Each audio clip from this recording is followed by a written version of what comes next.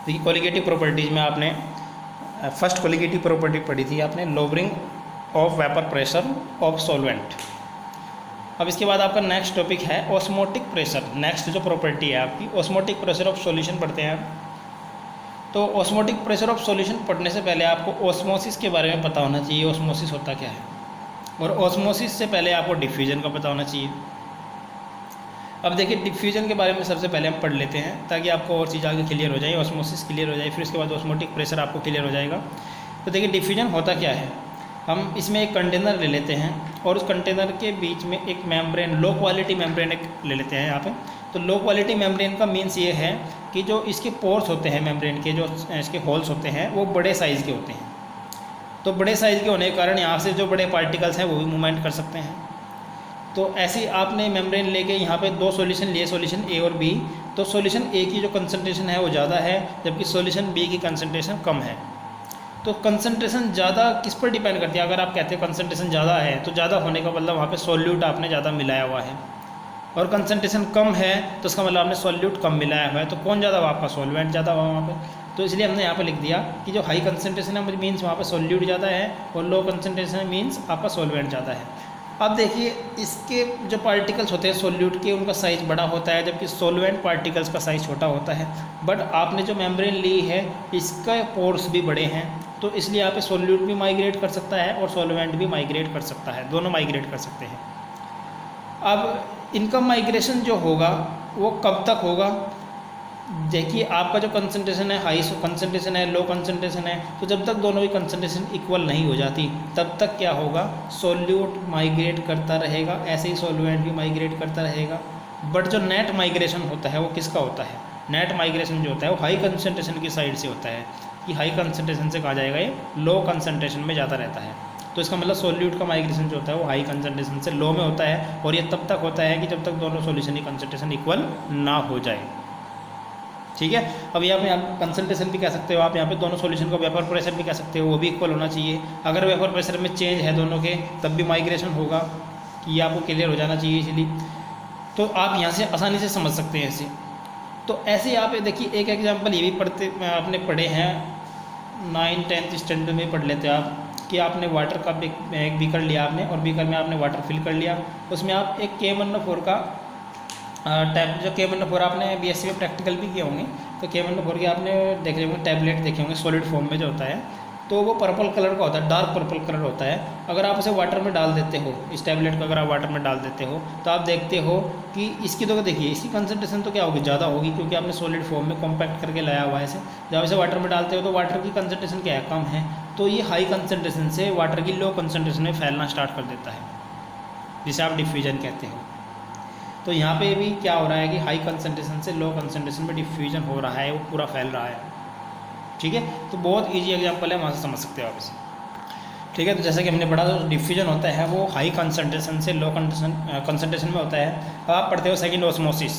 अब ऑस्मोसिस में हम करते क्या है, देखिए इसे समझिए, कैसे समझेंगे आप। इसमें भी एक कंटेनर ले लेते हैं आप, और बीच में आप यहाँ पर जो यहाँ पर ले लेते हैं आप, ये सेमी परमेबल मेम्ब्रेन का हम यूज़ करते हैं। जो मेम्ब्रेन है हमारी वो कैसी है, सेमी परमेबल। अब सेमी मीन्स होता है हाफ परमेबल मतलब पारगम्य, तो सेमी परमेबल का मतलब हाफ परमेबल है वो। तो हाफ परमेबल से मतलब है कि वो कुछ पार्टिकल्स को ही जाने को अलाउ करती है, यानी कि उससे कुछ पार्टिकल ही पास कर सकते हैं। ठीक है, अब वो कौन से पार्टिकल होंगे, जिनका साइज छोटा होगा, क्योंकि जो उसके पोर्स होते हैं वो छोटे होते हैं। तो जो छोटे पार्टिकल्स हैं वो तो पास कर सकते हैं, लेकिन जो बड़े साइज़ के पार्टिकल है वो पास नहीं हो सकते। जैसे कि आपका सॉल्यूशन है, एक कंपार्टमेंट में आप इसमें सॉल्यूशन लेते हो, दूसरे कंपार्टमेंट में आप इसे प्योर सॉल्वेंट, जैसे कि आप वाटर ले लेते हो। ठीक है, प्योर सॉल्वेंट जैसे कि आपने क्या ले लिया, वाटर। तो आपने इस कंपार्टमेंट में सॉल्यूशन लिया है, इसमें सॉल्यूट और सॉल्वेंट है। आपने अभी डिफ्यूजन में देखा कि सॉल्यूट के जो पार्टिकल्स होते हैं उनका साइज़ बड़ा होता है। ठीक है, तो सॉल्यूट जो होता है वो डेंसिटी बढ़ाता है सॉल्यूशन की। अब जो प्योर सॉल्वेंट है उसका साइज़ क्या होगा, पार्टिकल साइज छोटा होगा। मीन्स क्या है कि प्योर सॉल्वेंट जो होता है वो सॉल्यूशन में माइग्रेट कर सकता है, बट सॉल्यूशन प्योर सॉल्वेंट में माइग्रेट नहीं कर सकता। तो जब भी आप एक ऐसी कंडीशन लाते हैं कि आपने एक कंटेनर की एक साइड में आपने सॉल्यूशन ले लिया, एक साइड में प्योर सॉल्वेंट ले लिया, तो हमेशा क्या होता है, जो प्योर सॉल्वेंट है वो सेमी परमेबल से पास होते हुए सॉल्यूशन में माइग्रेट करने लगता है। इसी फिनोमिना या घटना को आप ऑस्मोसिस कहते हैं। क्लियर है आपको ये? आपने क्या लिया, सॉल्यूशन, आपने एक साइड क्या लिया, प्योर सॉल्वेंट, और बीच में आपने सेमी परमेबल मेम्ब्रेन से जोड़ दिया, तो प्योर सॉल्वेंट का सेमी परमेबल मेम्ब्रेन के थ्रू सॉल्यूशन में माइग्रेशन क्या कहलाता है? ऑस्मोसिस। ये आप समझ सकते हो। सेमी परमेबल मेम्ब्रेन को हम शॉर्ट में लिख लेते हैं SPM, आगे शॉर्ट में लिख लेंगे, ठीक है, SPM, सेमी परमेबल मेम्ब्रेन। तो ये आपका ऑस्मोसिस होता है। अब इसके बाद देखिए आपका जो मैं सेकंड कोलिगेटिव प्रॉपर्टी हम पढ़ रहे थे है ऑस्मोटिक प्रेशर ऑफ सॉल्यूशन।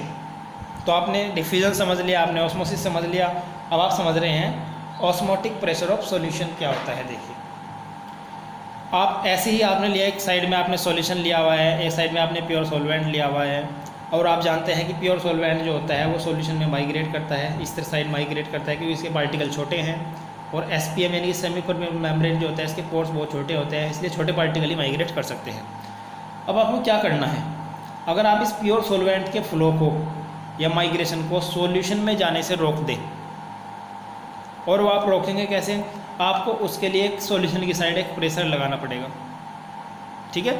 अगर आप सॉल्यूशन की साइड एक प्रेशर लगाए और उस प्रेशर के लगने से प्योर सॉल्वेंट का फ्लो सॉल्यूशन में जाने से रुक जाए, तो वो प्रेशर जो आपने लगाया है वही क्या कहलाता है? उस सॉल्यूशन का ऑस्मोटिक प्रेशर कहलाता है।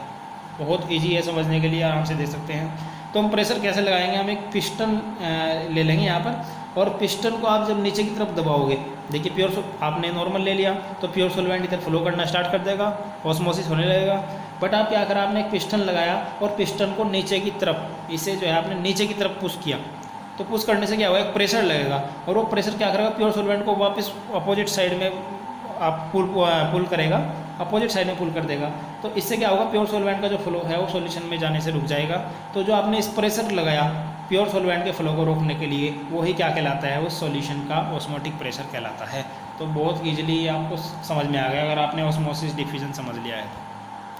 अब देखिए आप इसे दूसरे तरीके से भी समझ सकते हैं, इसकी कई डेफिनेशन हम बना सकते हैं। आपको पता है, आपने अभी आपने फर्स्ट कोलिगेटिव प्रॉपर्टी पढ़ी है, relative lowering of vapour pressure. तो आपने वहाँ पे देखा था जो सॉल्वेंट होता है आपका प्योर सॉल्वेंट, उसका वेपर प्रेशर ज़्यादा होता है, लेकिन जब आप उसमें सोल्यूट मिला देते हो और सोल्यूट मिलाने पर एक सॉल्यूशन बन जाएगा, तो सॉल्यूशन का वेपर प्रेशर कम हो जाता है। इसलिए आप वो टर्म पढ़ते हो लोअरिंग ऑफ वेपर प्रेशर का घटना। तो अभी आप यहाँ पर देखिए, तो आपका सॉल्वेंट है, इसका वेपर प्रेशर हमेशा ज़्यादा होगा, आपके सॉल्यूशन का वेपर प्रेशर कम होगा।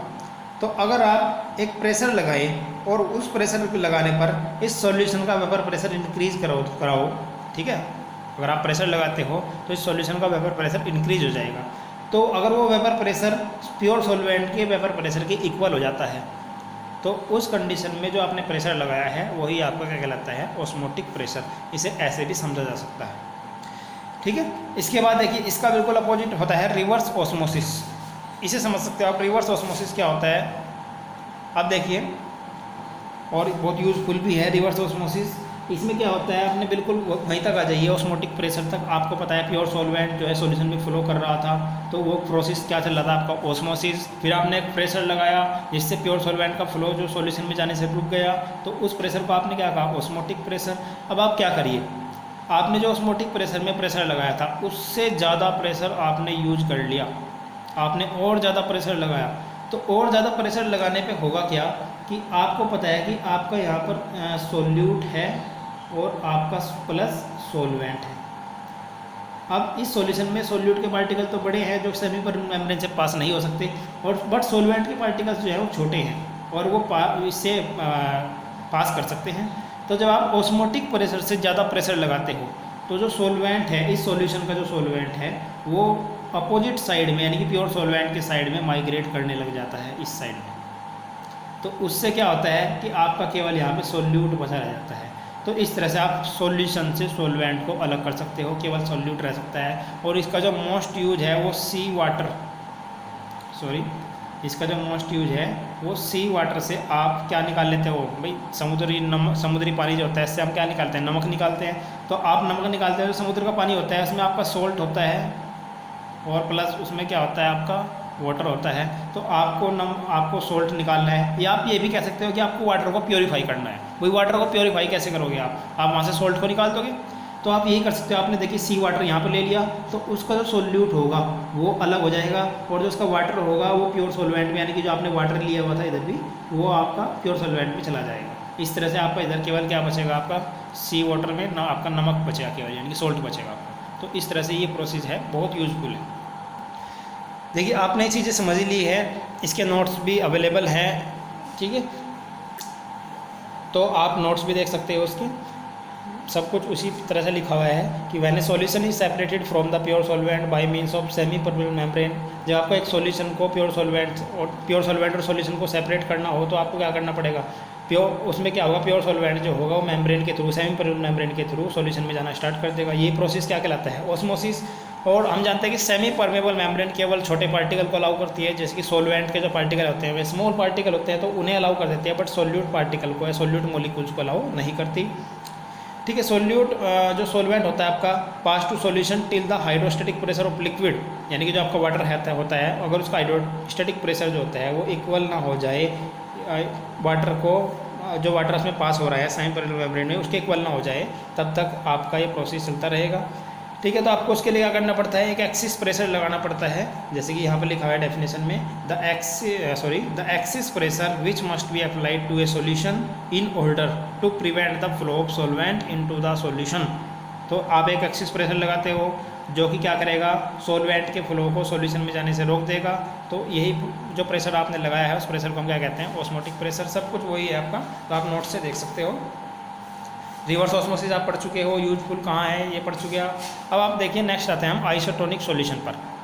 तो आइसोटोनिक सॉल्यूशन होता क्या है, देखिए आपने दो सॉल्यूशन लिए हुए हैं और दो सॉल्यूशन को आप ऐसे ही कंपार्टमेंट में रख दो, ठीक है, जैसे कि आपने यहाँ पे देखा था कि आप कंपार्टमेंट में रख देते हो इन दोनों में।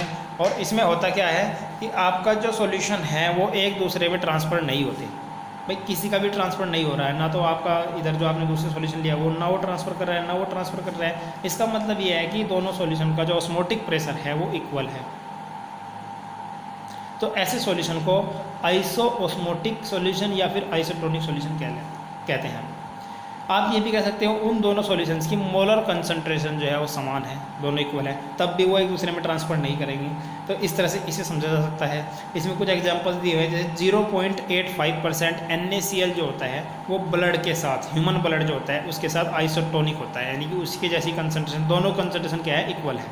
ऐसे ही 0.91% NaCl जो होता है ह्यूमन आरबीसी होती है रेड ब्लड सेल, तो उनके साथ जो होता है वो आइसोटोनिक सॉल्यूशन देता है। इसके बाद आपका आता है हाइपोटोनिक सॉल्यूशन। सीधी सी बात है, हाइपो मीन्स होता है लेस, कम, और हाइपर मीन्स होता है ज़्यादा। तो हाइपोटोनिक आपको किसी का होगा जिनका ऑस्मोटिक प्रेशर कम होगा, और हाइपरटोनिक भी होंगे जिनका ऑस्मोटिक प्रेशर ज़्यादा होगा, ठीक है। अब आप एक सेल लेते हो, ठीक है, सेल कोशिका जिसे कहते हैं, ठीक है। तो आप एक सेल लेते हो और सेल को आप हाइपोटोनिक सॉल्यूशन में डाल देते हो। हाइपोटोनिक सॉल्यूशन क्या होता है, जिनका ऑस्मोटिक प्रेशर कम होता है। अब आप जब हाइपोटोनिक सॉल्यूशन में से डालोगे तो आपकी कंसंट्रेशन किसकी कम है, हाइपोटोनिक सॉल्यूशन की कंसंट्रेशन कम है, और आपकी सेल की कंसंट्रेशन ज़्यादा है। तो जो कंसंट्रेशन कम है उससे उसका फ्लो कहाँ होगा, आपका सेल में होगा, यानी कि सेल में फ्लो होगा तो सेल फूलने लगेगी, और जब सेल फूलने लगेगी तो वो फट भी सकती है, तो ब्रस्ट हो सकती है। तो ये लिखा हुआ है cell swell up in hypotonic solution and burst, और फट जाती है। इस प्रोसेस को हीमोलाइसिस कहते हैं। ये बायो के स्टूडेंट्स जो हैं वो बायोलॉजी में टर्म्स पढ़ते हैं हीमोलाइसिस। तो हीमोलाइसिस क्या होता है, जब आप किसी सेल को हाइपोटोनिक सॉल्यूशन में डालते हो तो हाइपोटोनिक सॉल्यूशन क्या होता है, इसकी कंसंट्रेशन कम होती है और सेल की कंसंट्रेशन वहाँ पे ज़्यादा है। तो आपका अभी आपने पढ़ाया ऑस्मोसिस में वो लो कंसंट्रेशन से हाई कंसंट्रेशन की तरफ होता है, यानी कि प्योर सॉल्वेंट का फ्लो सॉल्यूशन में होता है। तो यहाँ पे भी यही हुआ है, जो हाइपोटोनिक है उसकी कंसंट्रेशन कम है तो उसका फ्लो कहाँ होगा, सेल में होगा, तो सेल जिससे फूलने लगेगी और सेल फट जाएगी। जैसे कि आप लेते हो, आप किशमिश जानते हो, किशमिश पानी में डाल देते हैं तो वो फूल जाता है। क्यों फूल जाता है, क्योंकि उस जो बाहर की कंसंट्रेशन है वाटर की उसकी कंसंट्रेशन कम है, जबकि जो किशमिश आपने लिया है उसमें कंसंट्रेशन ज़्यादा है। तो बाहर का जो सॉल्वेंट है आपका वो फ्लो करने लगा किशमिश में, जिससे वो फूल जाएगी और वो फट भी सकता है। इसके बाद नेक्स्ट है सेल कॉन्ट्रैक्ट। अगर आप हाइपरटोनिक सॉल्यूशन में सेल को डाल देते हो, भाई हाइपरटोनिक का मतलब है जिसकी कंसंट्रेशन है, जिसका ऑस्मोटिक प्रेशर ज़्यादा है। अब ऑस्मोटिक प्रेशर या कंसंट्रेशन ज़्यादा होगा तो सेल की कंसंट्रेशन कम होगी, तो सेल का जो अंदर का लिक्विड होगा उसकी कंसंट्रेशन कम है तो वो बाहर की तरफ फ्लो करना स्टार्ट कर देगा, हाइपरटोनिक सॉल्यूशन में फ्लो करना स्टार्ट कर देगा, जिससे सेल सिकुड़ने लगेगी। और इस प्रोसेस को हम कहते हैं प्लाज्मोलाइसिस, यानी कि सेल का सिकुड़ना मतलब सेल का जो लिक्विड है वो बाहर निकल जाएगा सेल से, जिसे कहते हैं प्लाज्मोलाइसिस। तो प्लाज्मोलाइसिस प्रोसेस ये प्रोसेस है जो प्लांट को ड्राई कर देती है, प्लांट को सुखा देती है। ओके, तो नेक्स्ट वीडियो में हम इसका मैथमेटिकल रिलेशन देख लेते हैं, ऑस्मोटिक प्रेशर को मैथमेटिकली कैसे एक्सप्रेस किया जाता है। बाकी आप इसे अच्छे से पढ़ें, और आपको कोई प्रॉब्लम होती है तो आप कमेंट कर सकते हो, और आप औरों को भी चैनल को सब्सक्राइब करने के लिए कहें तो आपके लिए और औरों का भी फ़ायदा करें। ठीक है, थैंक यू।